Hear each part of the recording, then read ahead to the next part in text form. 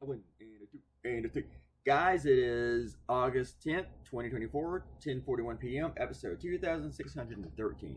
Now, two of you told me the last video that like the vocals, the voice, the audio was pretty soft. I gotta tell you, I don't know why or what you're hearing to, or why two of you are having this problem, because I don't hear it at all. I was listening to the thing, and first Robert Coutinho told me the audio portion was gone, and I'm like, but there's always, the whole thing has an audio portion. Which part are you talking about? People, you got to talk to me in English, okay? If you have a problem, you got to tell me specifically what it is or where it is. Anyway, but I don't know what it is. If there's something soft with the vocals, I don't know what it is, okay? Because I played it back and I heard. So, sorry, scratching my nose and it makes your nose go like this. Anyway, I started to draw this yesterday on Friday, and this is the part where I was when I stopped. See, I don't even know why it does that. The picture goes away and then it comes back, goes away, goes back. I started doing that a few months ago. I don't know why. Maybe I just need to reload this player. Yeah, the studio program. Anyway, I started to draw this, and then I got the Wall Street idea. And though I like this, I like the Wall Street one a little bit better because to me it was just funnier, even though it wasn't really political, or not very political at least.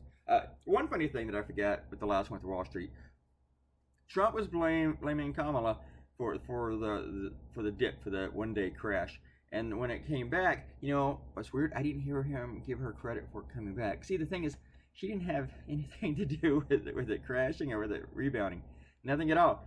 I mean, she's vice president. I mean, maybe if there's something with rebound where they're like, oh, you know what, everything's going to be fine because we won't have Trump as president again. I can see that, maybe, but she really doesn't have anything to do with it because it's all trends, it's all speculation, all that kind of shit. Most of it, like 99% of it, that's what I understand about Wall Street. So, hey, I think this is the last night of the Olympics, and so if you haven't watched it yet or haven't watched it much, try to get some in tonight or tomorrow or whatever. There's still some events tomorrow, but the closing ceremony, I believe, is tomorrow, which I do want to watch. But to the issue, Trump was bragging about his crowd sizes and stuff in the past. He's like with the inauguration, he's started his administration with that during his rallies in 2016. He's talking about how big they were. I forgot to mention this in the blog.